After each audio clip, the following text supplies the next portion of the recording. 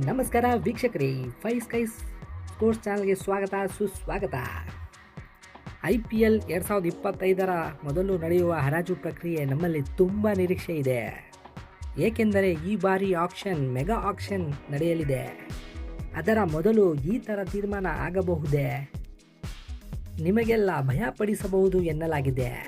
Action ಮೊದಲು ಯಾರು ಎಲ್ಲಿಗೆ ಹೋಗಲಿದ್ದಾರೆ ಅಂತ ಈ ರಿಪೋರ್ಟ್ನಲ್ಲಿ ಹೇಳಲಿದ್ದೇವೆ. ರೋಹಿತ್ ಶರ್ಮಾ RCBಯ ಕ್ಯಾಪ್ಟನ್ ಆಗಬಹುದೇ? ಇಂಪಾಸಿಬಲ್ ಇದೆ. ಯಾರು ಊಹೆ ಮಾಡಿರಕ್ಕಿಲ್ಲ. ಆಗಬಹುದೇ? ಆಗಬಹುದು. 101% ಆಗಬಹುದು. ಈ ಸಮಯದಲ್ಲಿ RCB ಅವರಿಗೆ ಒಬ್ಬ ಹೊಸ ಕ್ಯಾಪ್ಟನ್ ಬೇಕು. ಫ್ಯಾಫ್ ಡು ಪ್ಲೆಸಿಸ್ ಅವರನ್ನು ರಿಟೈನ್ ಮಾಡಿಕೊಳ್ಳುವುದು ಕಷ್ಟ ಇದೆ. ಈಗ ವಿರಾಟ್ ಕೊಹ್ಲಿ ಮತ್ತು ರೋಹಿತ್ ಶರ್ಮಾ ಅವರ ಮಧ್ಯೆ ಸಂಬಂಧ ತುಂಬ ಆತ್ಮೀಯವಾಗಿದೆ.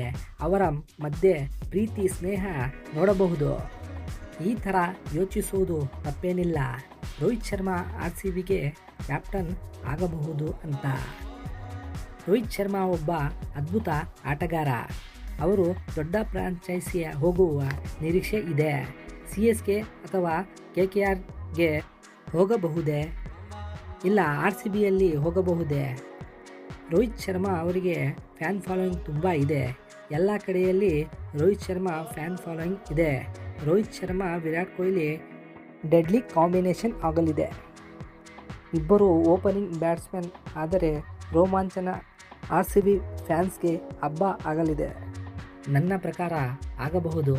ನಿಮ್ಮ ಪ್ರಕಾರ ಆಗಬಹುದೇ? ಏನಂತ ಕಾಮೆಂಟ್ ಮಾಡಿ. ರೋಹಿತ್ ಶರ್ಮಾ ಅವರನ್ನು ಮುಂಬೈ ಇಂಡಿಯನ್ಸ್ ರಿಲೀಸ್ ಮಾಡಬೇಕು. ಆನಂತರ RCB ಅವರು ಆಕ್ಷನ್ನಲ್ಲಿ ಖರೀದಿ ಮಾಡಬೇಕು. LSGಗೆ ಸೂರ್ಯಕುಮಾರ್ ಯಾದವ್ ಹೋದರೆ ಉತ್ತರ ಪ್ರದೇಶಕ್ಕೆ ಬೆಂಕಿ ಹಚ್ಚಬಹುದು. ಮೊದಲೇ ಉತ್ತರ ಪ್ರದೇಶದಲ್ಲಿ ಅವರ ಜಲ್ವಾ ಇದೆ. ಸೂರ್ಯಕುಮಾರ್ ಯಾದವ್ ಅವರು ಮುಂಬೈಯಿಂದ ರಿಲೀಸ್ ಆದರೆ LSG ಆಕ್ಷನ್ನಲ್ಲಿ ಖರೀದಿ ಮಾಡಬಹುದು.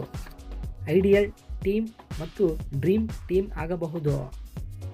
LSG ಅವರು ಹೊಸ ಕ್ಯಾಪ್ಟನ್ ಹುಡುಕಾಟದಲ್ಲಿದ್ದಾರೆ. KL ರಾಹುಲ್ ಮಧ್ಯೆ ಸಂಬಂಧ ಸರಿಯಾಗಿಲ್ಲ.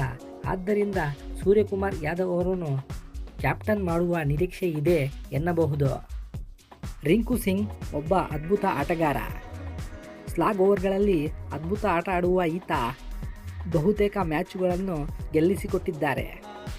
ರಿಂಕು ಸಿಂಗ್ ಅವರಿಗೆ KKR ರಿಲೀಸ್ ಮಾಡಬಹುದು. ಈತ ಆಕ್ಷನ್ನಲ್ಲಿ ಪಾಲ್ಗೊಂಡರೆ 15ರಿಂದ 20 ಕೋಟಿ ಹರಾಜು ಆಗುವ ಸಾಧ್ಯತೆ ಇದೆ. ಎಲ್ಲ ಫ್ರಾಂಚೈಸಿಗಳು ಇವರ ಕಡೆ ನೋಡುವ ಸಾಧ್ಯತೆ ಇದೆ. ಕೋಲ್ಕತ್ತಾ ನೈಟ್ ರೈಡರ್ಸ್ ಇವರನ್ನು ರಿಲೀಸ್ ಮಾಡಬಹುದೇ ಎಂಬುದು ಯಕ್ಷ ಪ್ರಶ್ನೆಯಾಗಿದೆ.